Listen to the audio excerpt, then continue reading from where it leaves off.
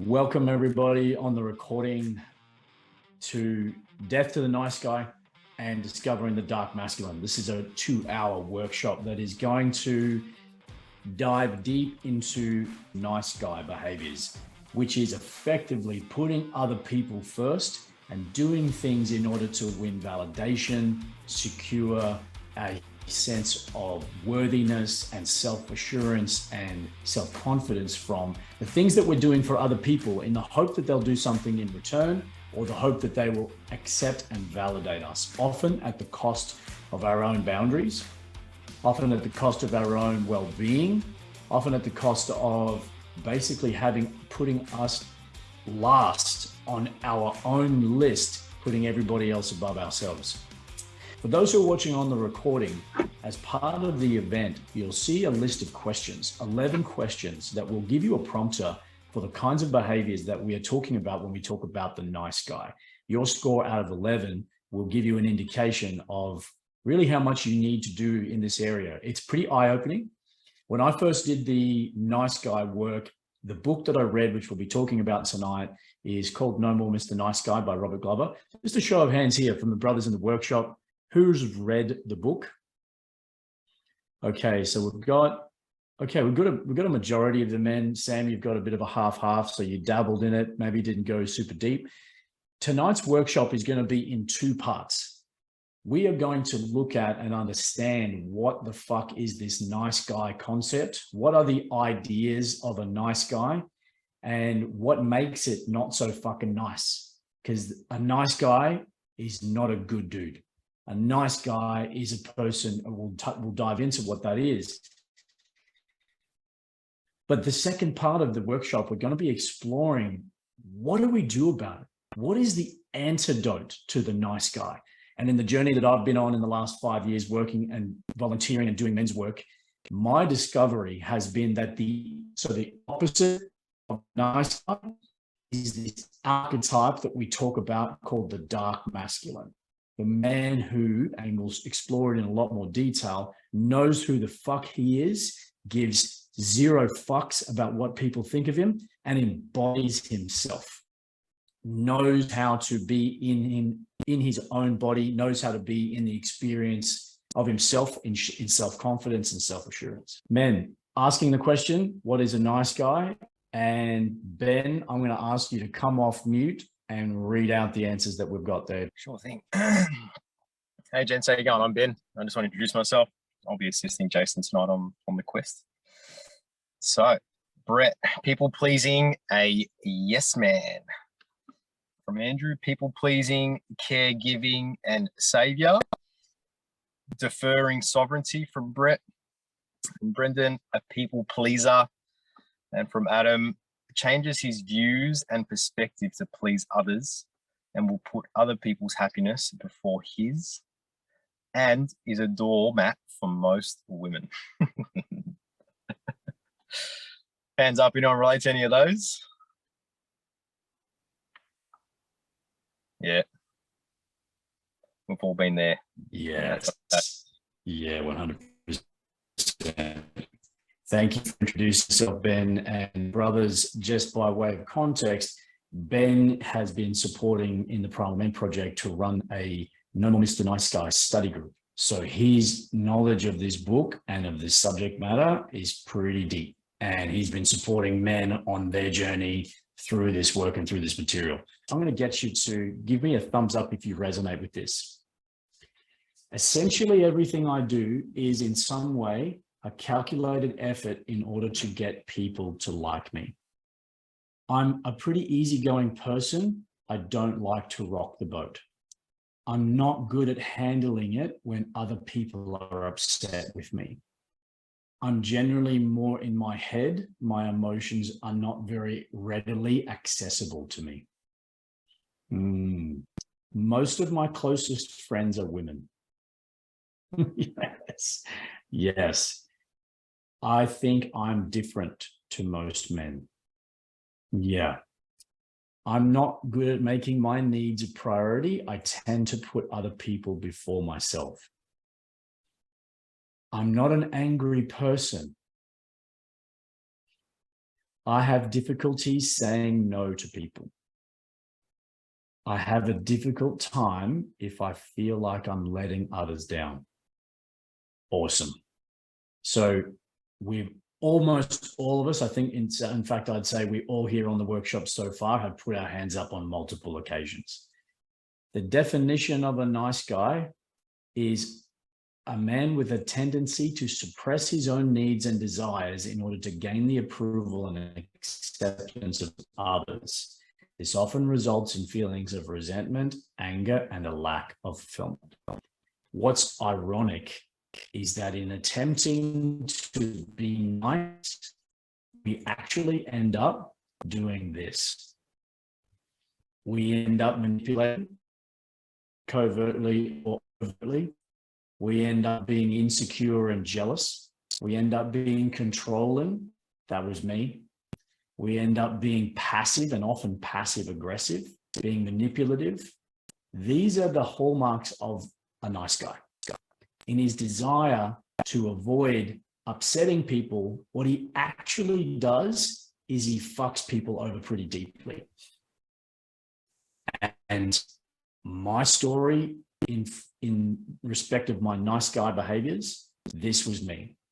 I manipulated people in order to get what I wanted. I used sex as a tool to feel satisfaction and fulfillment within myself. I was definitely friends with more women. I used my appearance and my clothing as a way to feel enough. I was vain. I was passive aggressive. I hated men. I didn't want to spend any time with men, mostly with women. And I did all of those things because I didn't feel like I was enough. And so my flavor of nice guy was in relation to all of those things and in relation to women. All right, welcome back to the main space. What I wanted to do now is take a little bit of a step back. And for those who maybe haven't done a lot of deep work in in Robert Glover's Mr. Nice Guy, is I want to give a bigger picture.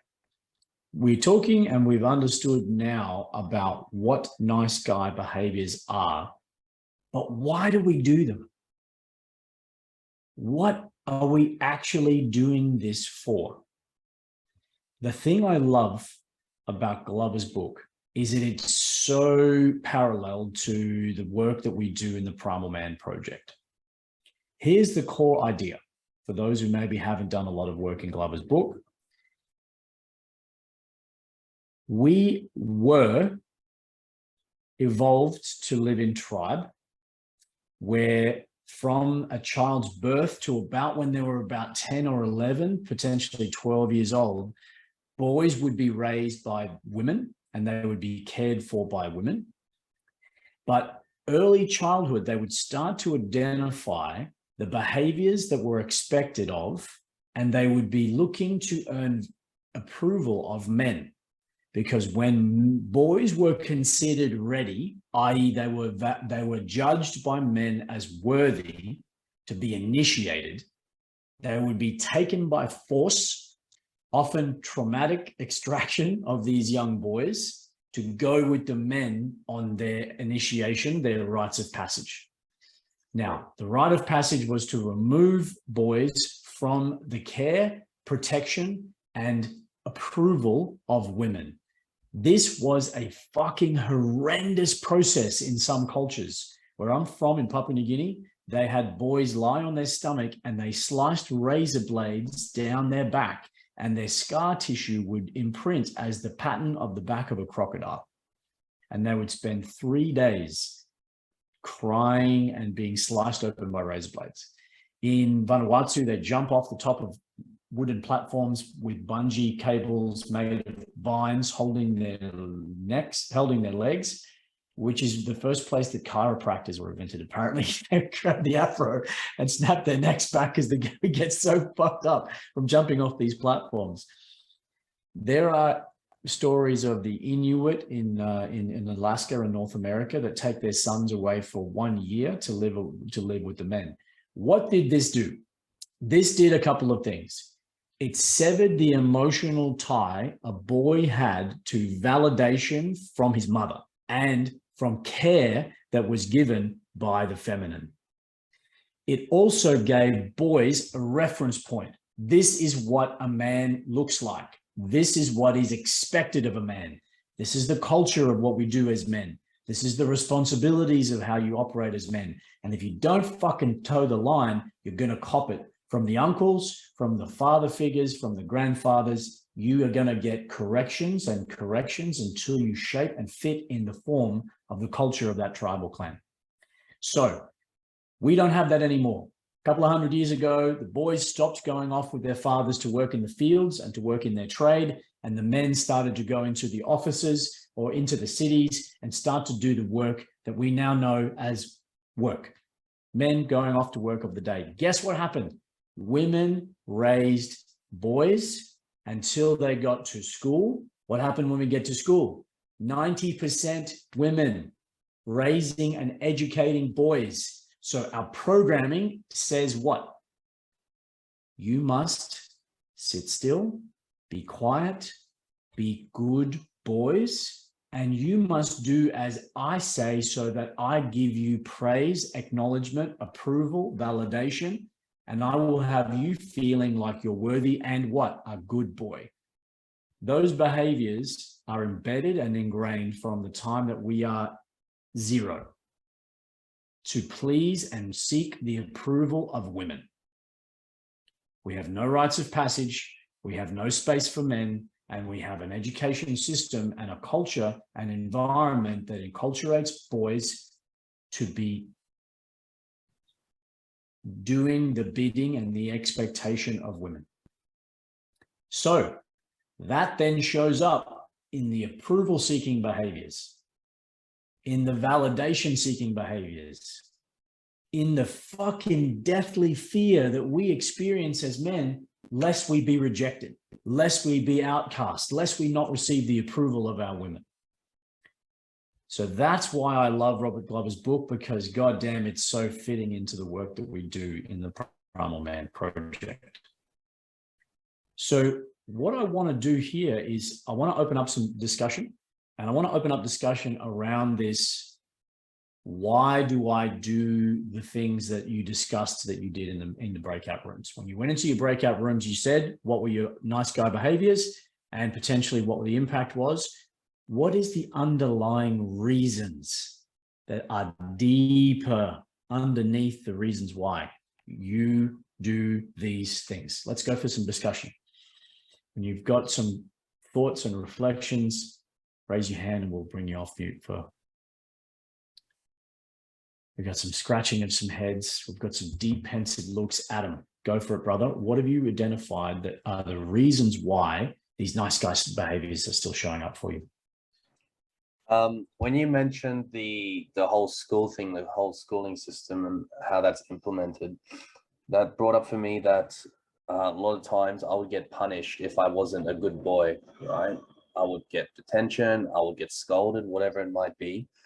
And from a young age, if you experience that at a young age, I feel like it would leave a blueprint in your mind, and then your mind will associate, okay, if I'm not being nice or good, then I'm going to get punished or something bad's going to happen. So that's what I feel like a big part of it can stem from. And what does good look like for you? Where do you see yourself still trying to be good? And what do you mean currently by good? So when I say good, I refer to what other people expect of me. So that's when the whole fitting, changing your opinion and changing who you are to fit into someone's image so that there is no potential of repercussion. Yes. So fitting in with what others are expecting. Yes. Yeah, I hear that. Social expectation, or your perception of social expectation. More accurately, most often it's not expressed, right? That's a great distinction. Thank you for sharing, Adam. Other men, what are you seeing are the reasons why you still see these nice guy behaviors showing up for yourself? Ed. in my case, that would be the lack of male role model in my life. My dad was absolutely useless, never present. He was gone. So I did not have a strong masculine that I could look up to. Cousins, uncles, they were toxic, they were useless, so I could not relate to them. I couldn't relate to anyone. So basically the strongest thing that I had in my life growing up was the feminine. So I was naturally seeking validation from the feminine because that's all I knew. That's all I had. There was no positive male role models in my life. Yeah, can I add into that?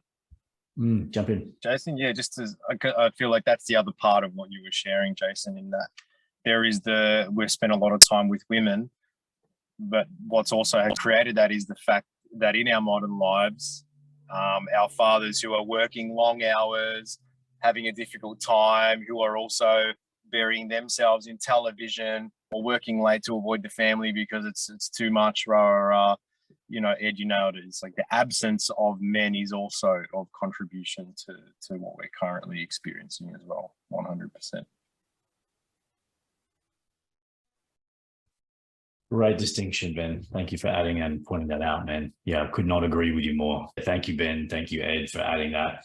Other thoughts, men, reflections of yourself, things that you're seeing about yourself. Elliot, bring yourself off mute. I think the core thing that keeps me in this cycle is that I feel like I'm dependent on external validation to feel okay about myself. Because somewhere along the way that filled a need, and then I've never quite figured out how to find that sense of okayness about myself and about my life, and to just kind of calm down and kind of don't be dramatic and catastrophize that things are not okay. I don't know. I tend to heap shit on myself about the stuff that I'm not quite happy with, and then need external input to like deal with that. And I'm still trying to figure out how to work that muscle of actually I'm okay. Actually, it's fine. There's nothing wrong. Even if I feel like shit today, that doesn't mean there's something wrong. I don't know. There's something there that I just don't know how to do for myself, so that I don't need external validation, external input, external contribution to give me that sense of okayness that I need, because I need to be okay. I do need that, but I don't know how to do that for myself. And because, yeah, I'm not sure where to create that, where to find that, what the activity is that's going to give that I can do to give myself that, because it's going to be unique to. I feel like everybody's got the things that they do that give that sense of wholeness and okayness, and I think that there's something that I just haven't found yet that's going to be my thing that I do for myself. And so I kind of, yeah, there's this that need to be okay. It's kind of coming from outside and kind of gets stuck needing it from somewhere else because I don't have it. I don't know. Yeah. Who's resonating with what Elliot's sharing? Needing okayness to come from outside ourselves. Yeah.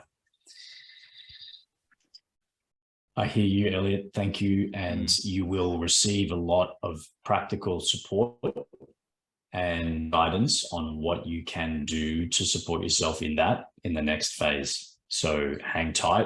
You're in the discovery and you're in the right question. So well done. Other reflections, Ben, or things that are coming up for you as you share, Brendan? Yeah, I think there's a lot of, for me personally, where I could see that suppression of emotions, because I don't know if you guys resonate, but when you have, if you're in a group of women, you put a cat amongst the pigeons, like could be a off the cuff comment. They're like a fucking tribe, man. They'll all come at you, guns blazing, full barrels loaded, and you're going to cop it fucking fair and square, you know, and it's like, that's where the avoidance comes in. So you sort of tend to shy away from having full truths. If that's like, you might just dance around a little bit to soften the blow, so you don't cop that double barrels from a posse of women. I don't know, but I mean, I've worked away in mining industries, but now working in an office environment, it's majority a strong-minded woman. You have a negative, or you might speak your truth. It's not even negative. You speak what you believe, and if one disagrees, they tend to coax their mates to get on the bandwagon and come at you, you know. And it's like, and that's a work in progress, you know. Like how to deal with that, you know.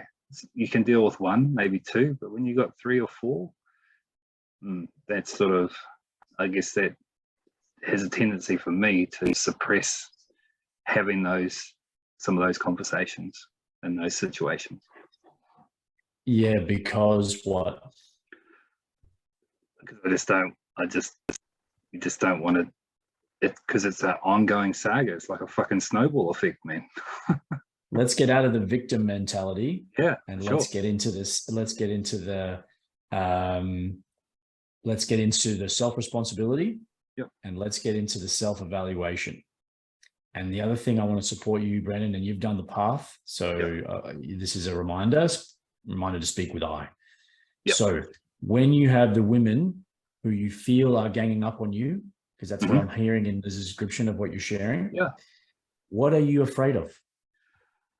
I guess it's being validated good enough, you know. Like what you're wanting to, what I'm wanting to share, is it up to their am I living up to their expectations? Okay, so you have a belief or a fear that you're not living up to their expectation. What happens if you wouldn't? What happens if you don't? The reality is fucking nothing, mate. It's a subconscious. Right. It's subconscious, you know. And it's, I guess, it's not, I guess, I know it comes from what we've been discussing, you know, in early age, having those strong male role models in your life, you know, or lack of, I should say. So you're looking for validation still from the women in your workplace, because you're afraid you'll be rejected and not enough. And what I'm hearing in you sharing is you know that nothing is going to happen if they don't agree with what you're saying. That's correct, and it's a mindset.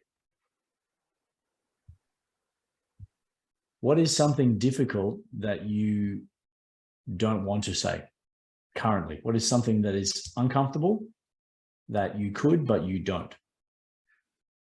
In those situations, you're full of shit. Like, pull your head out of your ass and get on with it, because they take the emotional side of it when it's a business transaction. You know, you're talking business. Okay. Here's my challenge to you, Brendan, and we're going to jump ahead a bit here, because each of you men is going to be given an invitation to have the difficult conversations and to do the difficult thing that you're avoiding by being a nice guy. So at the end of this call, at the end of this workshop, each of you men will be given an invitation to step forward into a challenge. And I'm going to bring that forward for you, Brendan. My challenge to you is to have an authentic conversation with whoever it is you feel is at the center of those conversations, and share the impact they have on you authentically, and express a boundary for the behavior that you're willing to accept going forward. Okay. I accept your challenge. Take that on? You've just... Yes. Fuck yeah. Yes.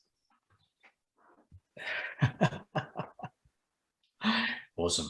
Well done. So each of us men are going to be given an invitation to have one of those for ourselves in this conversation, in this workshop. So start having a think about where you're currently being a nice guy in your life. What's a difficult conversation? What's a truth you're not expressing? What's a boundary you haven't set? What's a behavior that you haven't embodied? Who is it that needs to hear something from you that you're avoiding having that conversation? What's a behavior that you need to embody that you're currently avoiding? Have a think about and reflect on that as we move into the next phase. Thanks, brothers, for your shares so far. Anything else that's come up through that you men want to share? Why you behave in the ways that you do, or dovetailing off any of the ways that men have shared so far? Brett. Yeah, a bit of both, Jason. Dovetailing and also sharing from my own experience. I'm journeying, communicating with more brevity, clarity, and certainty.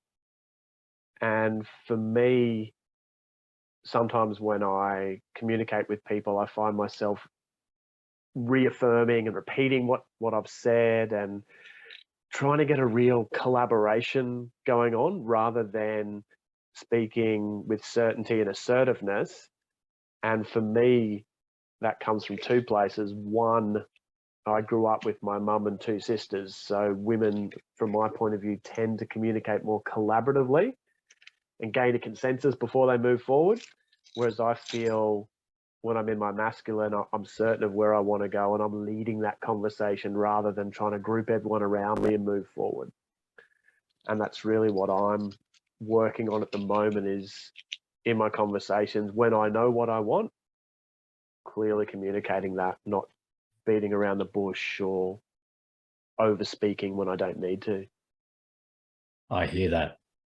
Who resonates here with speaking more than they need to at times? To fill the space, potentially to feel like you want to say something that others will accept. It's one of the first ways that I started to work on my nice guy behaviors, was to stop speaking. Say less. For some of us, it's the opposite. Some of us expressing our desires and our wants is our journey. And our current silence is the behavior of our nice guy, because we are passive in our silence.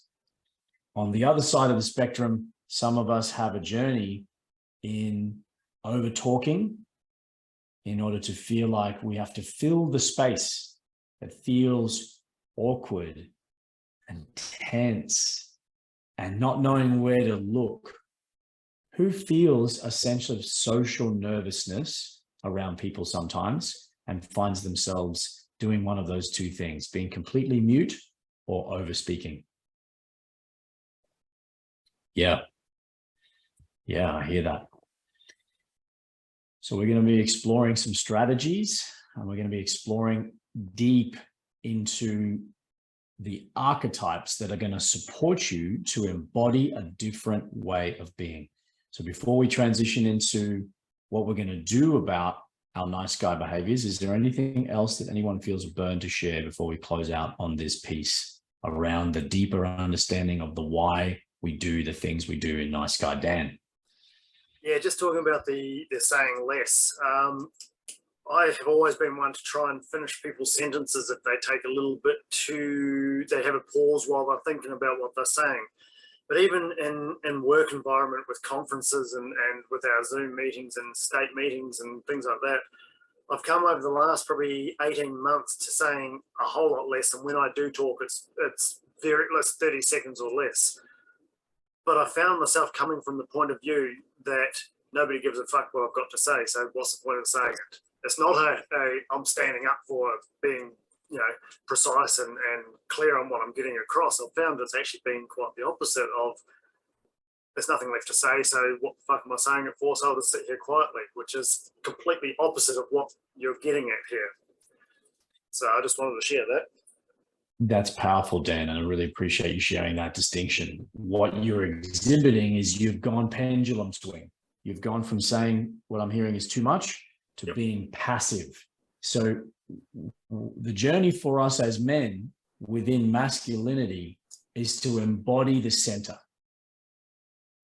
Neither sitting back idle, passively, nor oppressive or aggressive in dominating the space or filling the space with words unnecessarily, finding a space in the center where we are comfortable in our own skin, where we can own the silence in the space, where we can cultivate deep presence and some intensity when it's needed.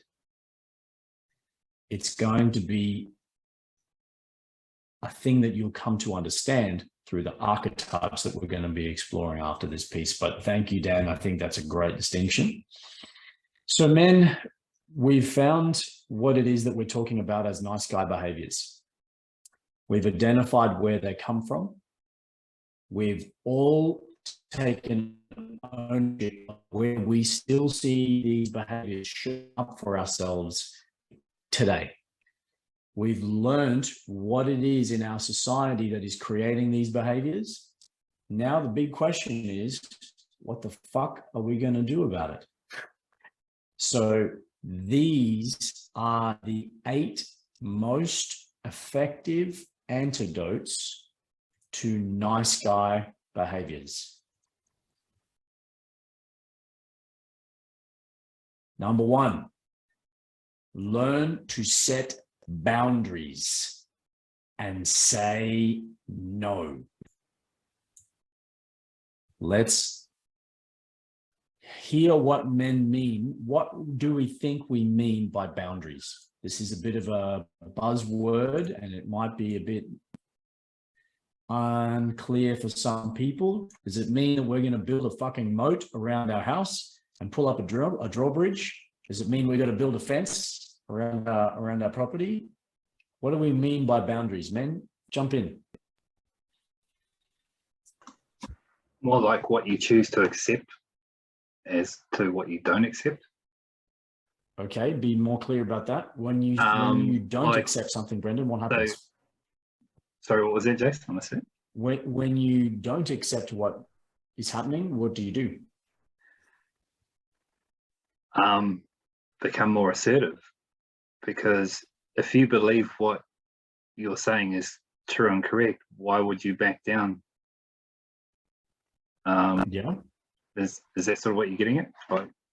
Yeah, that's one way we can definitely express boundaries, but let's explore a little bit here around what boundaries might be. I think there's a distinction here that you've got. Being assertive is definitely in the space. Number 3, being assertive, speaking your mind and saying what it is that you feel. It's not quite what a boundary is. Let's keep exploring. Other men, ideas. What is a boundary? What do we mean here? Elliot, what do you think we mean by boundary? And then we'll come to you, Adam. I think it's a clarity about what's mine and what's not. Okay, explain. So I might, for example, have an intellectual boundary. There might be something that I think or a particular view that I have, and I own that view. I say, I think this, I believe this, and then someone says, oh, I believe something else. And my view is that, their view is theirs, and there's a boundary between them. I don't have to take on their view. They don't have to take on my view. I don't have to give them my view. I don't have to take their view. It's separate. What's mine and what's not mine. I like it. Intellectual boundaries. This is cool. Which is why one type, but yeah, it's a great type. It's a great distinction, Elliot.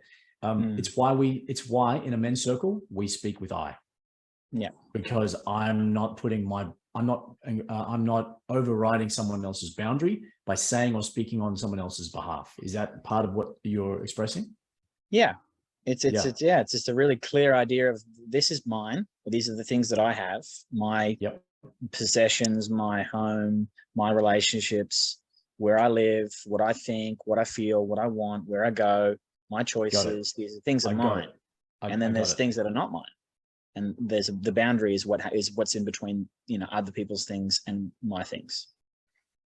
I hear you. Excellent. Thank you for that distinction. Adam. Yeah. Yeah, for me, a boundary is just understanding what for a person is a hard no, and staying within that and backing it 100%. So for me, a boundary, if a boundary is crossed, there's repercussions. And it's something that one doesn't waver on. One's not like gonna make exceptions with a boundary. A boundary is a boundary, and if it's crossed, there's gonna be consequences, and you back it 100%. Okay, give me an example. So for example, let's go with, all right, if your partner cheats on you, for example. Speak with I if you can. Oh, sorry, yeah. If a partner cheats on me, then for me, that's it. That's done.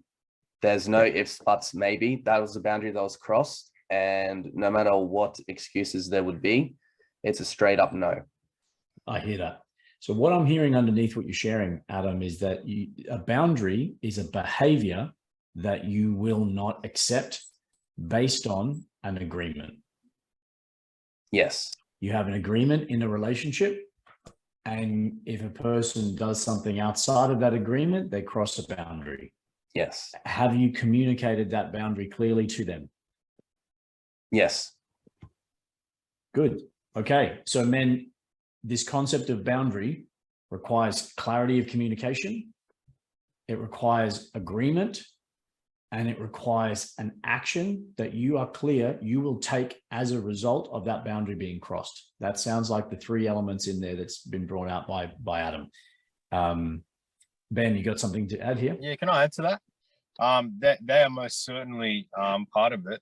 I think what's the precursor to all of that is awareness, like awareness to yourself, awareness to like learning, oh, what is my parameter around this thing? And then being able to distribute the boundary and put that in. I like that a lot. If you don't know yourself, you don't know what you're willing to accept. Ed, you got something to add here? Yes.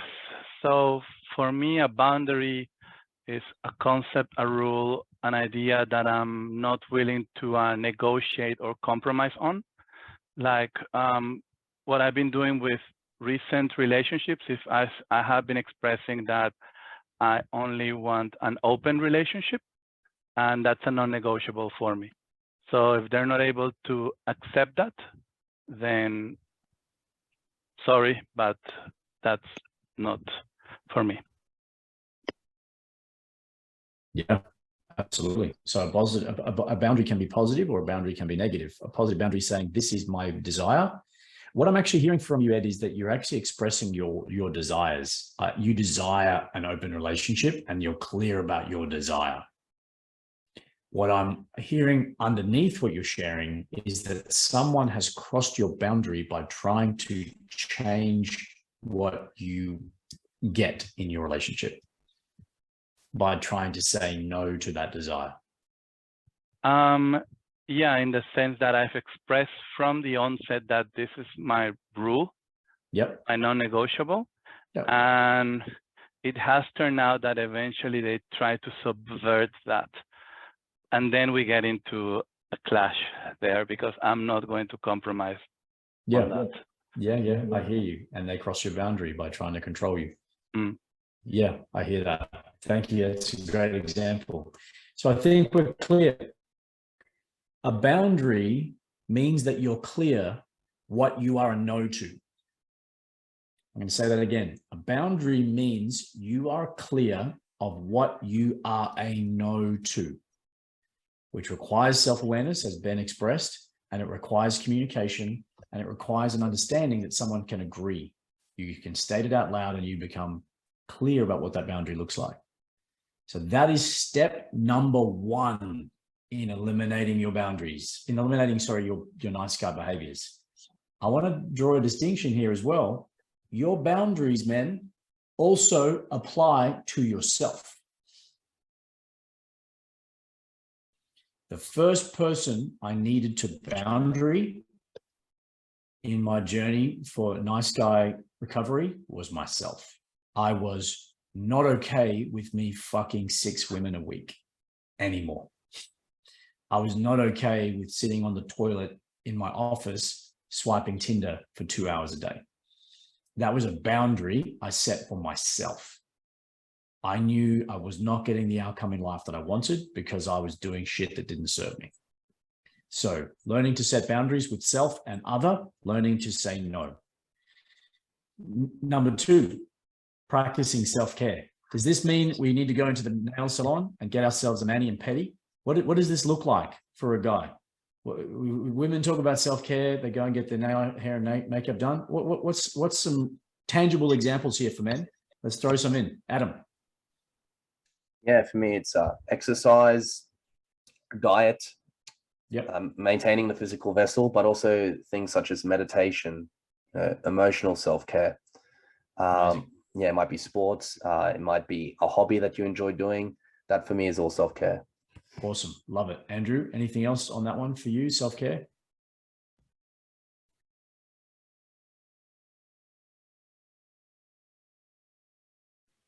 Sorry, I took a little bit on mute there. Yeah, same stuff. Exercise, meditation, diet, gratitude journal is another big one as well. Yes. Love that. Love that. Awesome. I hope. Number 3, be assertive. Brendan brought this into the space a little earlier. Being clear about what it is that you want and actually speaking it out loud. What's an example where you can be assertive in a centered way?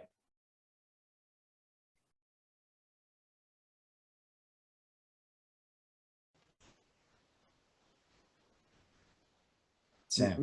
Maybe not giving into someone else's offer to you if you're busy, if you've got things to do. Sometimes I might push away some things that are more important to me just so I can help someone else out. Whereas if I'm assertive with them, and sorry if the audio has gone to shit, but yeah. It's perfect. No, you got it, man. Being clear about what it is that is going to serve you in that moment. That's perfect. Andrew. Being clear on when you're available to people and setting time aside for yourself, and of practicing boundaries around that as well. 100%. That's a great addition. Men, boundaries are also in relation to your time. If you make yourself limitlessly available to people, they will walk all over you. That includes your partners. If you're clear about the availability and your time and you honor and respect yourself and your time, you also honor and respect theirs, I guarantee you, you will have a greater and a deeper connection and polarity between two people because they respect each other. So powerful. Yeah. Thank you, Andrew. Great example. Take responsibility for your actions. This is massive. A nice guy will avoid taking responsibility and he will evade feeling uncomfortable because he has to own up to the fact that he fucked up. The first thing that I needed to do in my journey for getting myself and my life on track was realize I needed help, and I needed to go and stand in front of a group full of people and go, you know what? This is fucked, and this is how I'm fucked. This is how I fucked it up. And I didn't want to do it. It took a long time for me to actually look at that mirror. So taking responsibility for your actions, acknowledging where you fucked up is the sign of a courageous man who is not a nice guy. He is a good man. Speak your truth. Be honest. Even if it sucks, even if they don't want to hear it. And that doesn't mean going around telling everybody what you think and feel when they haven't asked you. I learned that the hard way. Ask people. I've seen Elliot have a good smirk on that one. That must run in the family. Ask people if they want the feedback. Ask people if they want to hear from you. Ask people if it's okay for you to share. Just because you have a truth doesn't mean it's the truth. I own, and that's why responsibility comes before truth. You see that in the list? I am responsible for the fact that I have biases, I have projections, I have shit that I believe that not everybody else believes. So if you go on a journey of telling everybody your truth, make sure you acknowledge the fact that it might not be anybody else's. Stop putting anybody else's needs before your own. Fuck, man. I realized I was sixth on my own list. The men of the Primal Man Project. My business, my partner, my son, my fucking dog. And I was like number 6 on my own goddamn list. How the fuck am I going to serve anybody if I'm serving from an empty cup? There's a great expression I was taught recently that says, let them drink from the saucer. You fill up the cup, it flows into the saucer, you let them drink from the saucer. Fill up your own cup. Stop putting everyone else's needs ahead of your own. Get in touch with your anger. Number of men that come on Sharpen the Spear, and I think every man here except for Brandon and Sam, who are yet to come, and they will soon come on the spear, say things like, I'm not an angry guy. I don't really get angry. That's fucking bullshit. I'm sorry, but every man has anger. And if you want to pretend and tell me that you don't have it in your body, you're suppressed, you've been told a lie, you've been fed a bullshit story that you're not allowed to express your anger. Men, find places and spaces where it's okay to let that shit out of your body. That is a powerful way for you to become more assertive as a man, is to understand what it looks like when it's 10 out of 10, so you can dial it back down to 2. And you know when there's a fire inside you that can burn really hot, you can stay warm. You don't have to go inferno. What happens with nice guys is it blows out the side. They repress and repress and repress and repress, and eventually they go fucking postal and they go shoot people. So let the anger out. It's a healthy way to deal with and process your nice guy tendencies. Number 8, and who was it talking before about spending time with other men? That was you, Ed. Get in touch with your masculinity. Number 8's for you. Be around other men regularly, not every 3 months when you've got a space between your girlfriends and you're dating. And that's me talking to myself here. Before I was actually doing this work, I would put all my time and energy into dating or my romantic partner. I didn't have a circle of good men to spend time with. Think about the example of the initiated boys. Where did they go? They went to spend time with the men. They needed to learn what men were doing. They needed to be around men. And then when they came back to the village, guess what? They don't go back to the mother's hut. They go to the man's hut and they do man things with men. Now, we don't live in huts anymore, but I can tell you what, life is better when you get around good men and do man stuff. So find the good men in your life and spend time with them.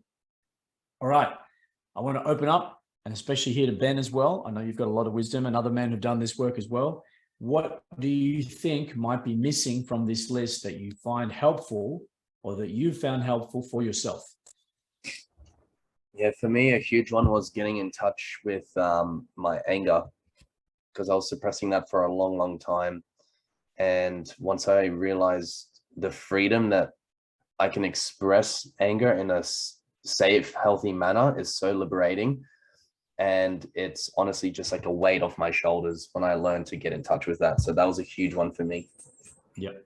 Awesome. Thank you for sharing. Adam, any other things there that's dropped in for you men? Maybe if you realize, oh, fuck, I'm not doing this, I need to do that more. What have you got, Elliot? Probably the big thing for me is that my list of priorities is basically 2 things. It's do housework and go to work, kind of clean up the shit around the place and eat and food and then go to work, and that's it. And looking at my self-care, I've just been making some notes about stuff that I actually like doing.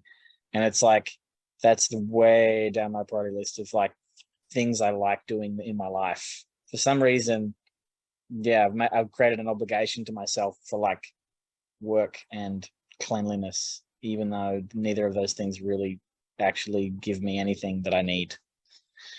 So that's been a big one for me from this one. Yeah, I hear that. Ben.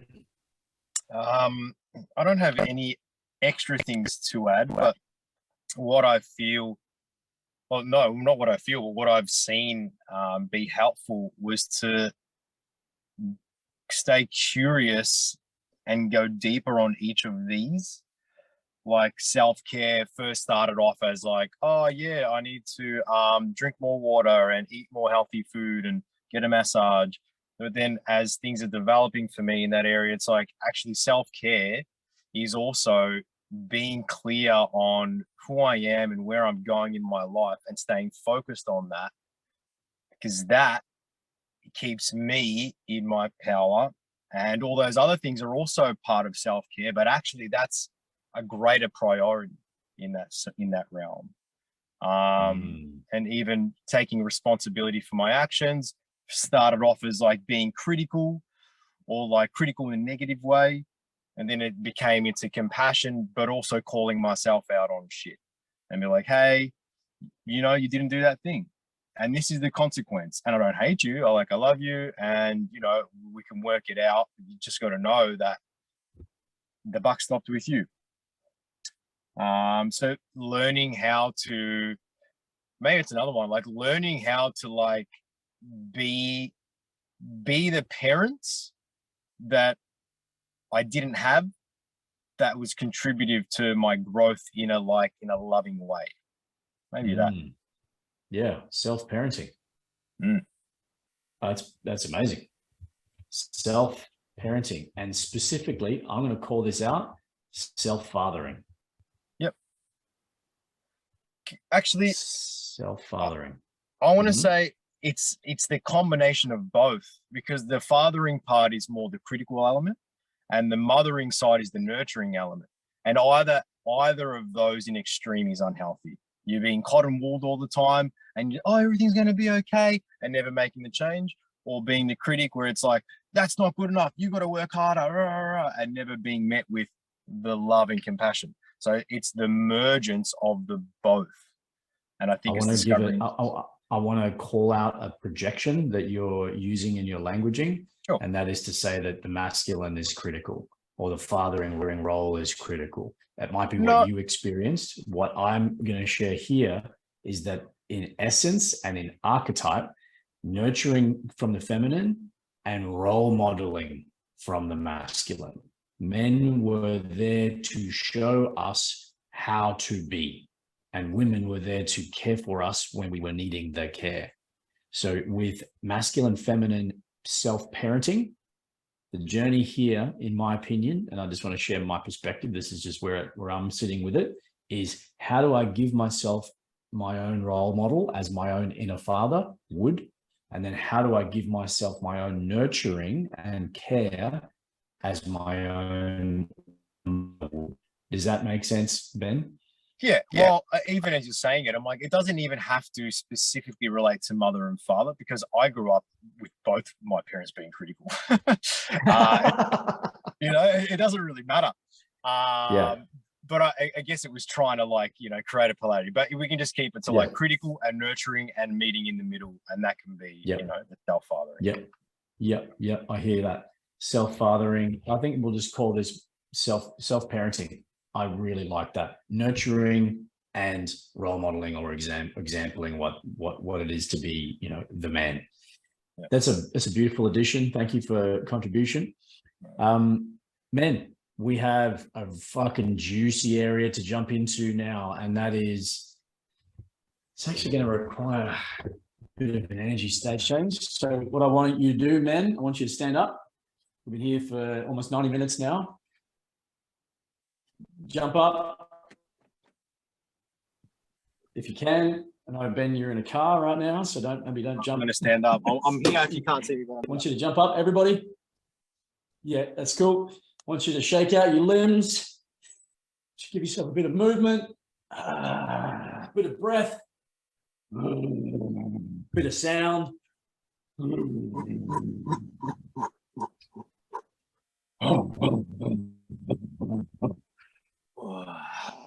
Oh, all right. Yes, powerful. That's really good, man. We have 25 minutes remaining.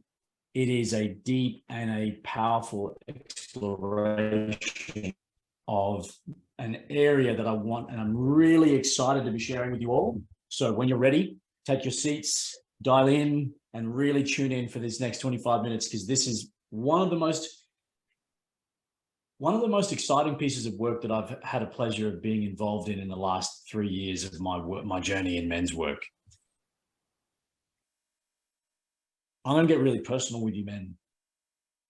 And I'm going to share that I have actually really only started to discover who the fuck I am in the last 4 months.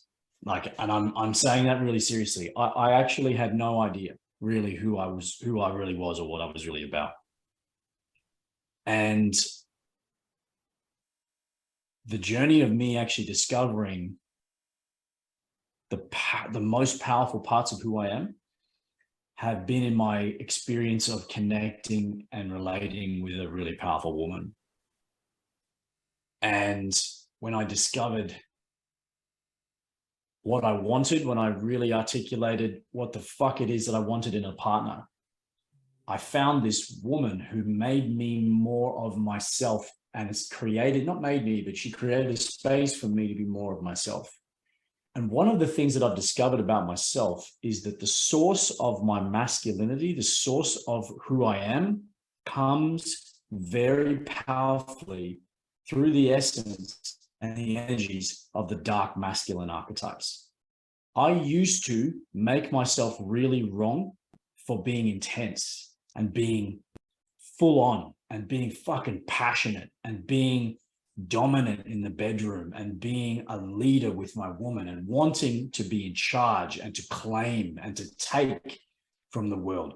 I don't ask for permission very much. I'm more often likely to ask for forgiveness. I generally don't tend to follow rules. I kind of tend to do what the fuck I want within reason. Take no shit and do no harm. What I've created is a way for me to convey the energies and the essences that I've discovered exist within myself. And most of these have been in discovery in the last 4 months. So you men will know about the masculine archetypes of the king, the warrior, the lover, and the magician. You men will know what these are about. Hands up here, who is not aware of the 4 masculine archetypes? Okay, Sam, I've taught a masterclass about it and I'll share it with you so you can dive deep in it. It's fucking powerful. All of us, all men, have 4 parts of ourselves. They are archetypes. They were brought together by a psychologist, Carl Jung. They've been built on since then. What I've come to understand is that each of these archetypes are fantastic ways to look at our own character, but they are not the full picture. They are archetypes that exist primarily in the light. They are noble. They are righteous. They are positive. They are uplifting. And we as men need to have a grit about us. We need to have an edge, a don't fuck with me kind of energy that turns up when we need it to. We need to have the fucking power inside of us that we can go fucking nuclear if we need to, but we choose not to. Jordan Peterson says it really well. Be dangerous and have yourself under voluntary control. Be a monster and keep yourself disciplined. It's better to be a warrior in a garden than a gardener in a war. And these archetypes have been the key for me to embody confidence, to embody assertiveness, to embody the ability to sit in the fucking discomfort of owning my shit, taking responsibility for my life, and actually claiming and taking the fucking life that I want.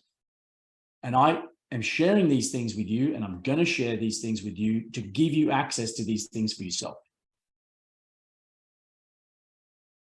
Dark masculine archetypes start with 3 things.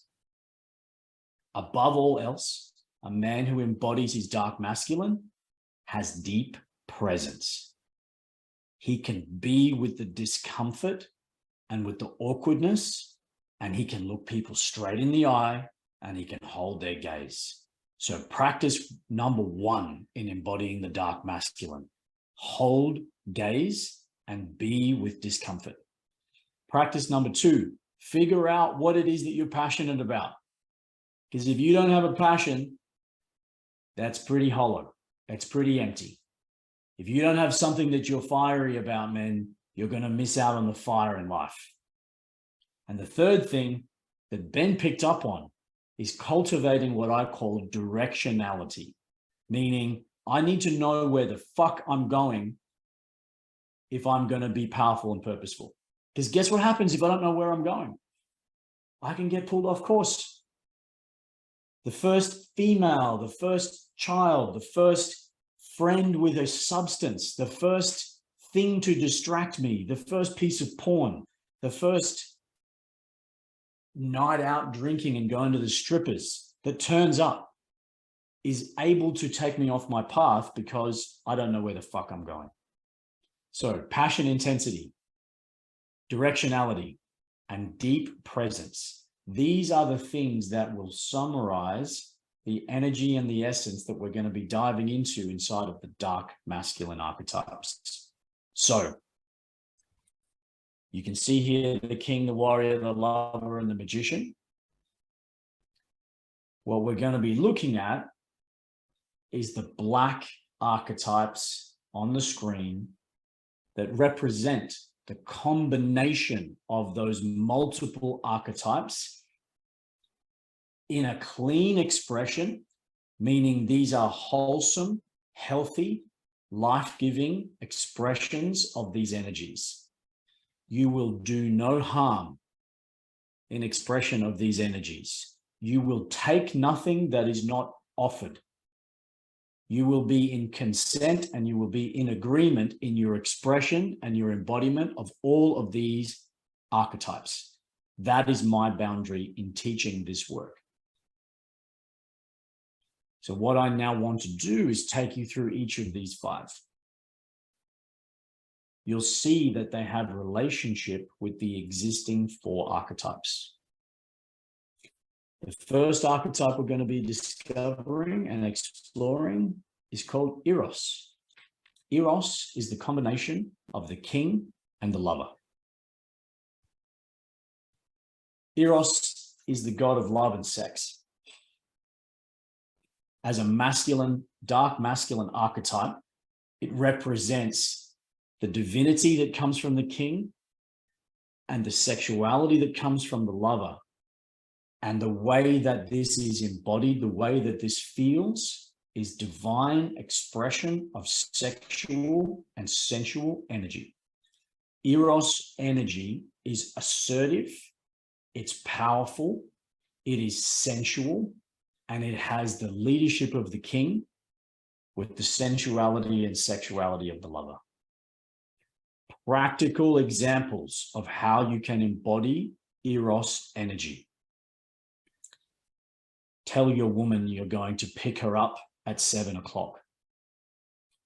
Tell her that she's going to be wearing the red dress and tell her that she's not going to be wearing any knickers. Pick her up on time. Be there as you say that you're going to be there and take her to a place and to the things that you've decided. Too many men follow the road of the romantic, sappy, syrupy, poem writing, petals around the flowers, light the candles. They express sensuality like a woman would. And they wonder why the man stops fucking them. Powerful expression of your dark masculine archetype includes an embodiment of your own sexual desire. So much of the No More Mr. Nice Guy material is about wants and needs not getting expressed. How the fuck are you going to get your needs met if you don't lead the creation of a space for them to be met and fulfilled? So my invitation to you from this archetype, take your woman on a date.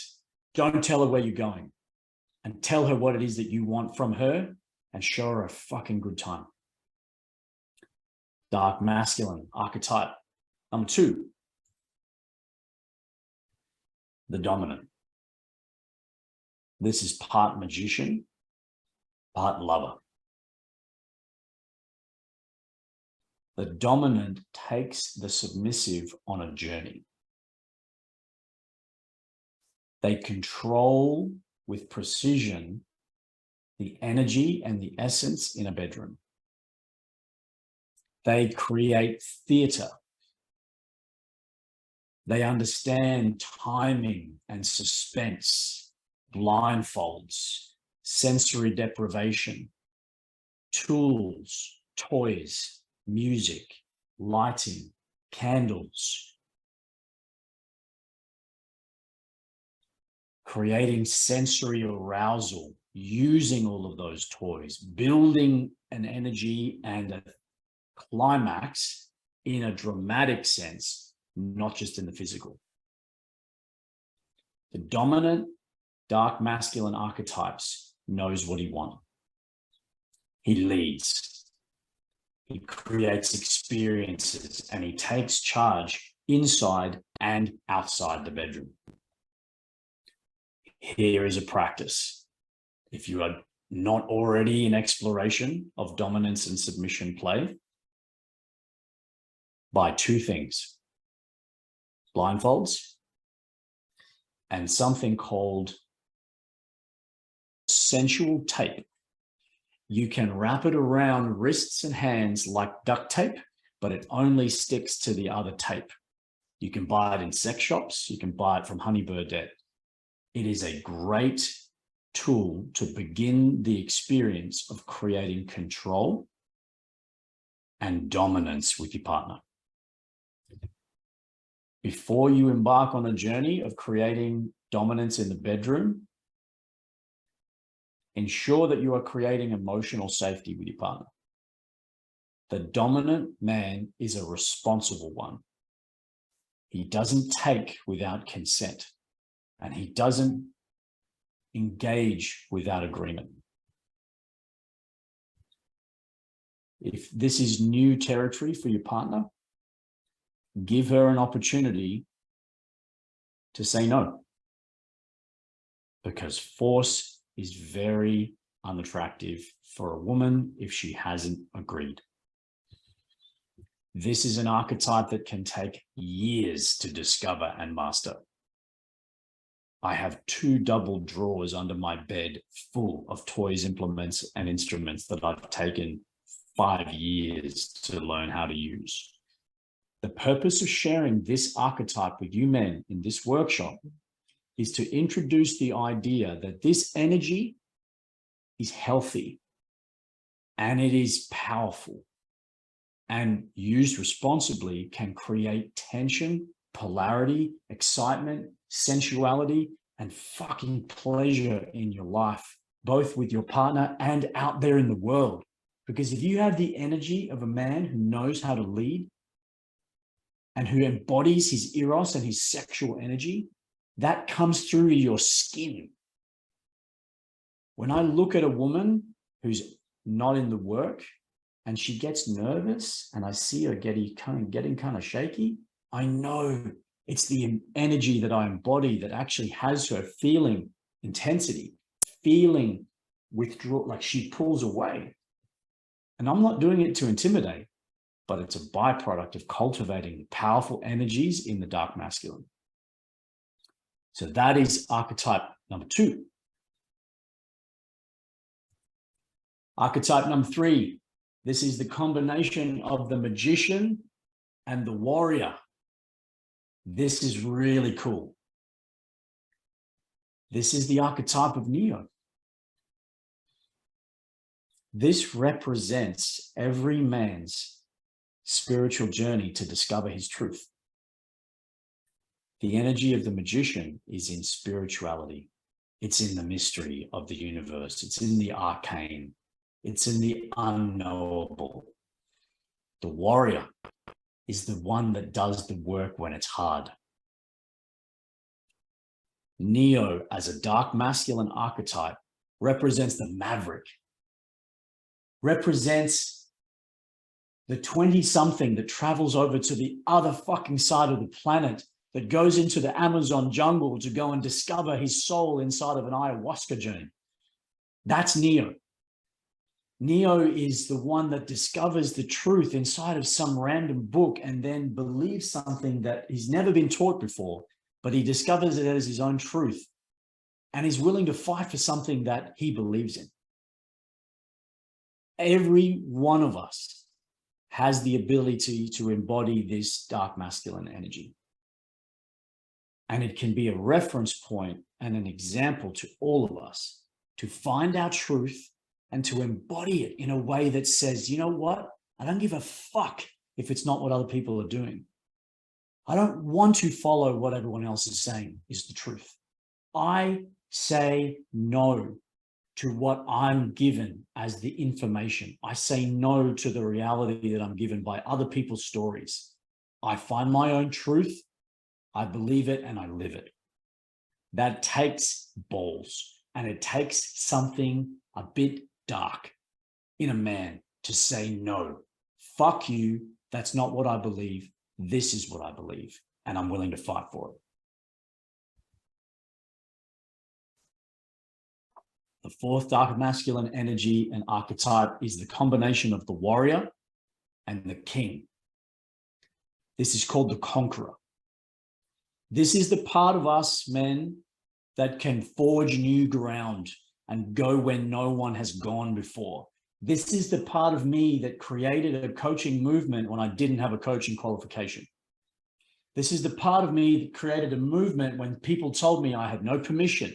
I was not qualified. I didn't have a piece of paper. I didn't have the training. I need to finish this course and that thing and that certificate. And I said, no, fuck you. I'm going to create this on my own. And I don't need your permission. And if people get their noses out of joint, that's okay. That's their shit. But I'm going out to make new land, and I'm going out to make a new kingdom. And I existed in a tribe of people in a personal development movement who told me if I did this, I'd be cast out. If I created my own men's work movement, I'd be set aside. And I fucking did it anyway. That comes from the dark masculine energy of the conqueror. Sometimes, men, we have to make hard choices. We have to go to new places and we have to create new lands and new kingdoms for ourselves. And sometimes that means taking someone else's kingdom. If you're in business and you sell something that someone else sells, chances are you've had to take a customer. Chances are you've had to move in on someone's turf.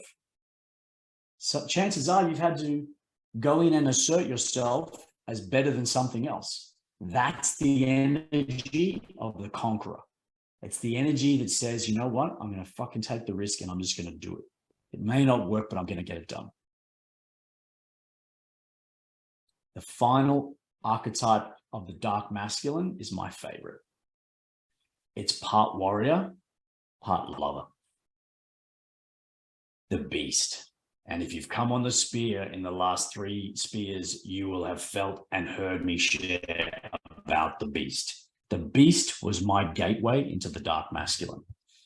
It's the part of me that gets fucking unhinged and uncaged and is passionate and intense and takes no shit and expresses that in a place that's wholesome and loving and devoted with partnership and with my partner, to my woman. I come back from the spear and I give her the energy of my masculine intensity. I give her the animal and she fucking loves it. And this is the gift that I want to give you men, is embodying that part of yourself is what gives us access and is the antidote to the fucking nice guy behaviors that so many of us have allowed to stay as a feature of who we are. When you embody the beast, you embody your no.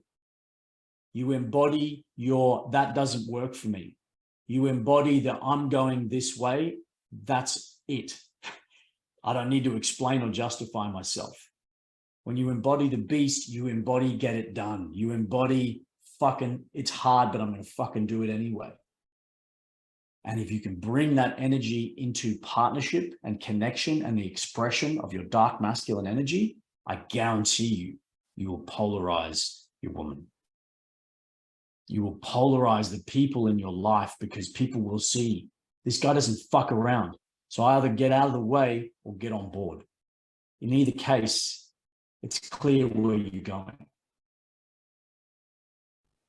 So those are the 5 dark masculine archetypes that I have been exploring, embodying, playing with.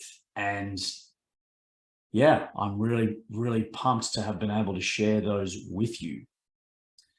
And yeah, as you can tell, I'm pretty passionate about them. And I hope that you get from me that it's about me giving to you what I've discovered for myself after a hard-fought lesson of being on the complete opposite side of these archetypes. I was the fucking weakling. I was a guy that was completely out of integrity with my beast and with my energy of the conqueror, and didn't express my sexuality with my eros. I didn't take leadership and control in the bedroom. I allowed women to tell me what they want, and I just did what they wanted. I didn't go out and forge new lands. I just followed my father's footsteps and went and worked in his business. I've been on the opposite side of all of these archetypes.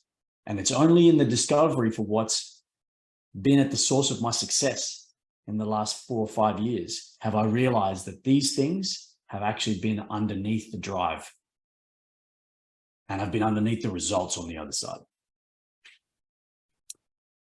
So I want to open up. I'm going to come back to the summary page.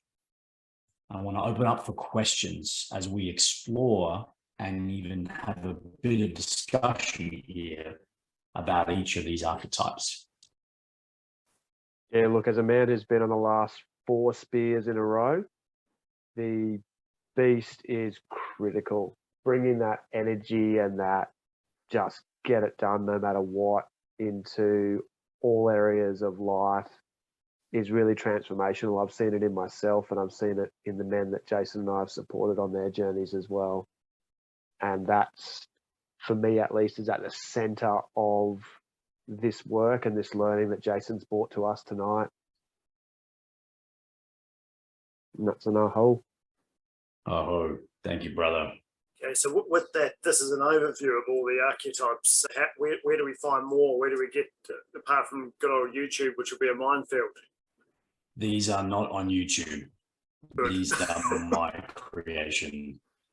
These are my archetypes that I've developed, and this is IP that I will be sharing, and I will give you an opportunity to learn deeply about these archetypes and explore embodying all of them at the 3-day retreat at the end of January. So if you want to learn more about these and how you can use them in your life, how you can physically experience them, the kinds of things that you can do to get access to them, come and join us for 3 days, and we'll go deep into how you can use them to transform your life. Awesome.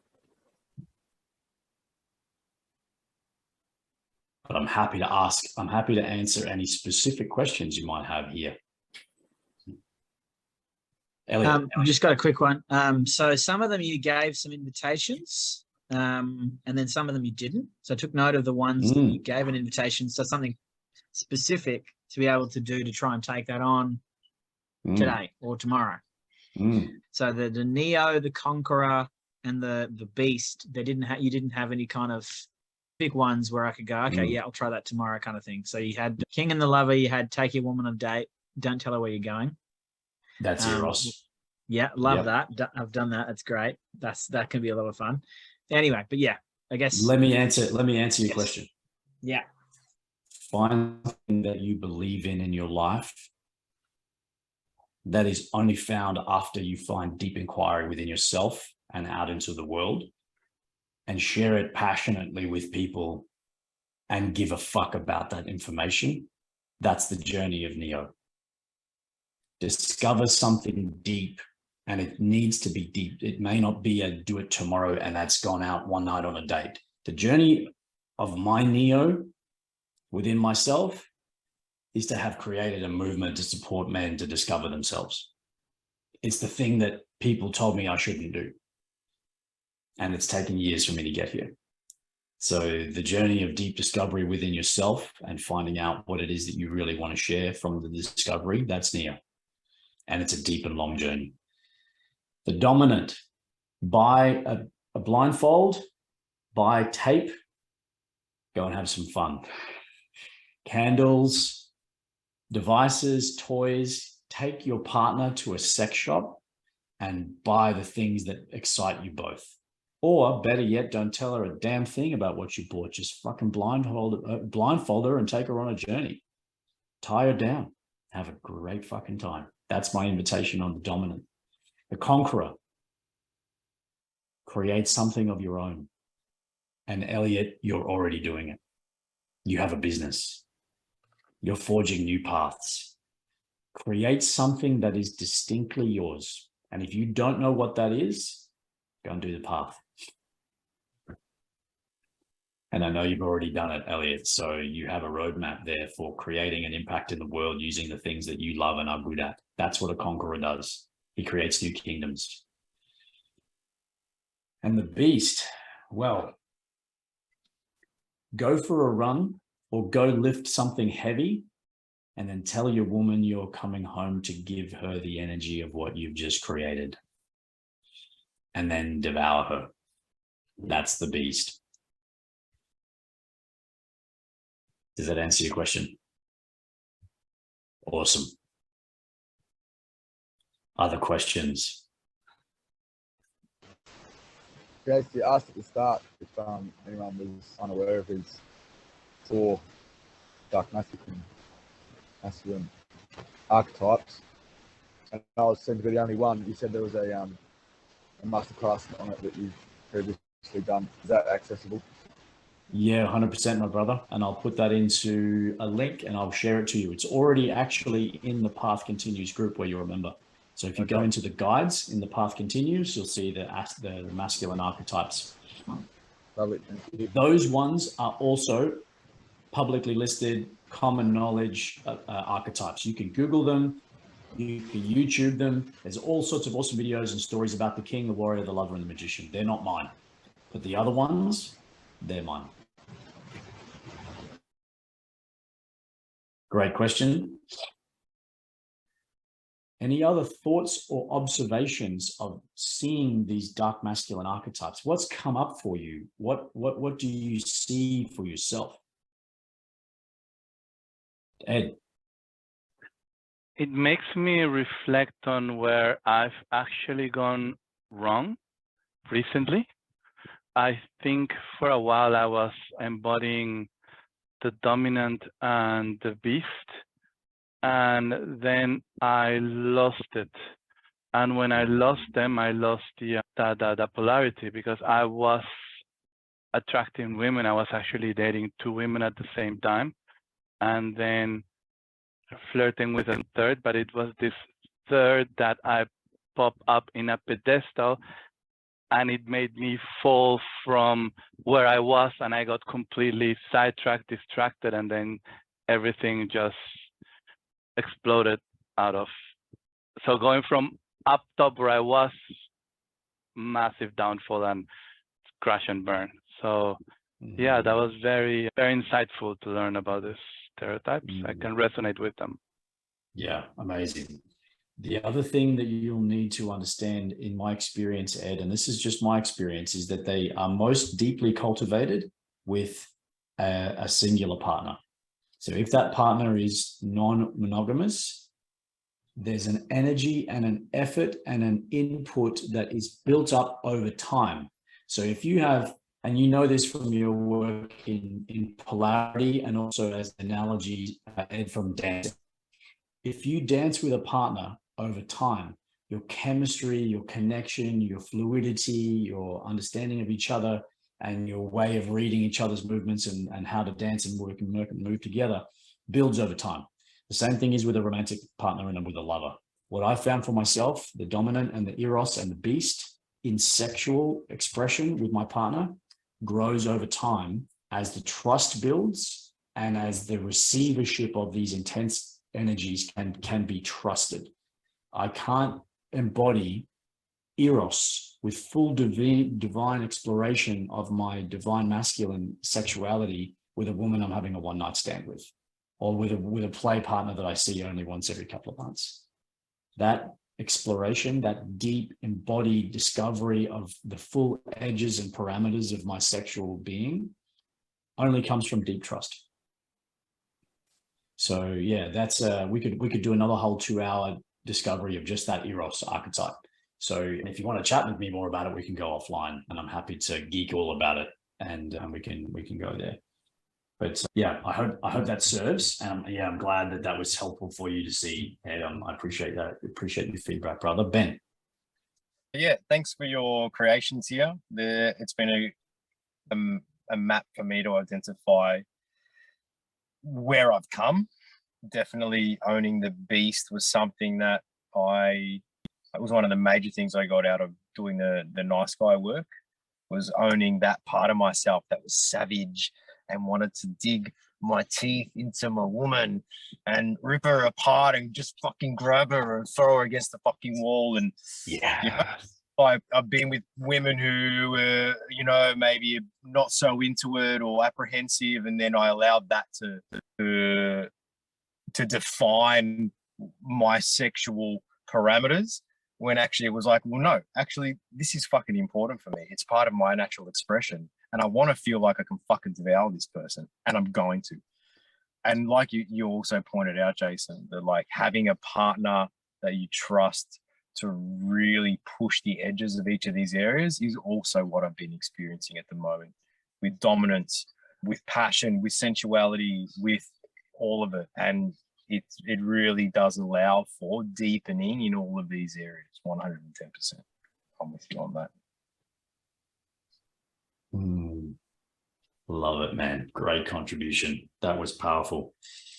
Thank you, brother. Thank you for sharing. And man, just acknowledging here, we are 8 minutes over time. Adam just gave his apologies and said he had to dial off. So I want to now, before you dial off, men, I want to do a lightning round of what is your commitment in this arena of your nice guy behaviors, tendencies, patterns in the past. What is something specific that you are committing to do? A difficult conversation, a uncomfortable thing you have to confront, an acknowledgement that you have to get into integrity with, something you need to be responsible for. What is that hard thing that you are putting yourself on the block to do? Brandon's already got his. He's going to speak to the women at the office and get into integrity and set a boundary around their behaviors and explain the impact that they've had on him. What is your commitment, men? Let's do a lightning round. Just raise your hand, and I don't want to have too much story. Just jump straight into your commitment. Let's do it. But Sam, we'll go Sam and then Brett. Oh, yeah, I'm going to commit to finalising this separation and stop paying for half of everything of hers and finalise an amount so we can go separate ways. And yeah, I guess it's the financial side of things. Stop supporting her and without saying anything about it. So get complete with your separation and come to an agreement, and then no more ongoing support. That's right, yeah. Yeah, amazing. What's your time frame on your commitment, Sam? End of the week. Just need to put my foot down. Wow. Get okay, amazing. Amazing. Powerful commitment, Sam. Well done. Brett, what's your commitment? Grabbing the keys, buddy, and driving. Don't ask, just do it. Yes. Men, as a powerful display of assertion and dominance, if your woman drives your car, you are going to be polarizing her into her masculine. Brett, if I can share this a little bit here, brother, as a great story. Brett was experiencing in his relationship a challenge with his woman they were having challenges with polarity. And when he shared with me that he doesn't drive, I can guarantee you, if your woman drives you around, you are giving her a cock. and you are bending over. Yep. I'm 100% serious. Energetically, you are putting a big strap on that woman and you're asking her to fucking peg you. I feel really strongly about this. If you want to follow and you want to be led and you want your woman to lead you around in life and you want to be chaperoned, she's going to become like your mum and she won't want to fuck you. So if your women are driving you, for fuck's sake, men, take the keys and drive. Do not ask permission. And if it's her car, I don't care. You drive. Men drive. We are men. We lead. And if you want to embody your masculine, fucking start with driving. Thank you for owning it, Brett. I really appreciate you also allowing me to share that story. You should have seen the look on her face on Sunday, brother. Yes. Andrew, let's go. What's yours? A clear conversation with partner about what's mine and what's not mine, of responsibilities and boundaries. Amazing. When are you gonna have that? Tomorrow. Boom. Love it. Let's keep rolling. Commitments, men. What we got? Dan. Yep. Look behind me. This is my wife's space and I work in it for the last 2 to 3 years. Every call I make is in a craft room that is never used. So the conversation to transform this space into my space. Love it. Powerful. Nice work, Dan. All right, next one. Who we got? I'll go. Okay, go for it. I've got two separate housemates. One who's been avoiding his duties of cleanliness, so going to confront him about it and create a date to complete it on. And for my other housemate for the same thing, basically, in a different area. So accountability on their responsibilities of cleanliness by the end of the week, by Sunday. Amazing. Powerful, brother. Yep. Difficult conversations. Really good. Elliot, what do you got? 2 things. There's a guy who's going to be coming and staying with us who's been having some attitude problems with another housemate. I have proposed basically writing up an agreement for him to sign before he comes to stay with us about what the expectations are going to be about his behavior. It's a difficult conversation I've been putting off, and I've been letting the housemate have that as his girlfriend, and it's my house, not hers or his. It's a Conversation. had a chat. Yep. Good. Awesome. Well done. Ed, have you gone already yet, brother?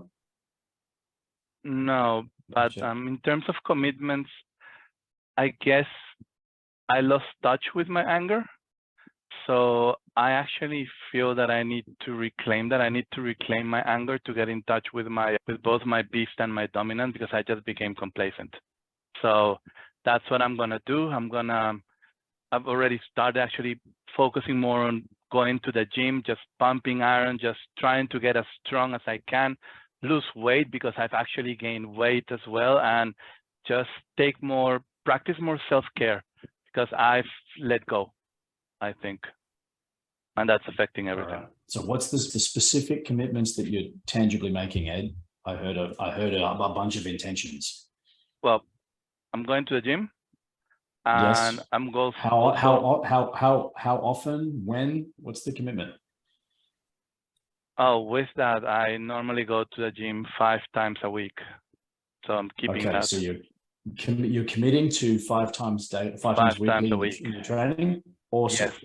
Okay, and then in terms of your anger, what's that look like? Well, the gym is part of it. I actually find that pumping irons is where I actually am able to just release that there, and also self-care, because I've stopped going to men's circles and reading and learning and all that kind of stuff, and I need to get back to it. I need to keep self-improving, self-actualizing. Okay. All right. I hear the commitment around the gym. That was very tangible. The self-care, self-actualizing stuff starts to get a bit vague. So what does that actually look like in a sentence? I want to stop procrastinating and start reading those books about self-growth that I've selected, that I've just put aside for months now. How I want to many get back day, into it. how many pages a day? How many minutes a day? What's your commitment, my brother?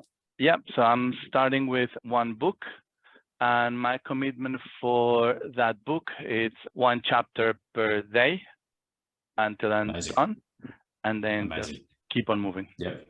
Chapter a day of a personal growth book. That's fantastic. Awesome, brother. All right. I think that's us, man. Acknowledging here we are now 17 minutes over time. I hope that was powerful and was helpful for all of you great men. If you do want to explore more deeply the work that we've done in this masterclass and workshop and want to have an embodied in-person experience, we are going away on retreat 3 days, 26, 27, 28 of January. So over the Australia Day long weekend, if you take the Friday off, it is 2 hours from Brisbane in a beautiful place in the hinterland outside of Esk. If you want more details about that, get in touch with me. Ben will be there in support, as will Elliot. And we would love to have every man come and join us in the bush to get deep, to get masculine, to get powerful, to get upgraded, to get up leveled, to explore the beast, to explore all the archetypes that we spoke about, to have us fucking powerful in our lives, and kick off 2023 is a really powerful and clear directionality. So thank you, men. I appreciate all of you. Thank you for being here. I appreciate the great men that you are and the great work that we're doing together. Tell your friends about the work we're doing and keep coming to Circle and keep coming to the work. I love you, men. Thank you so much. Good night to you, brothers. I hope Ben will stay online. Thanks, brothers.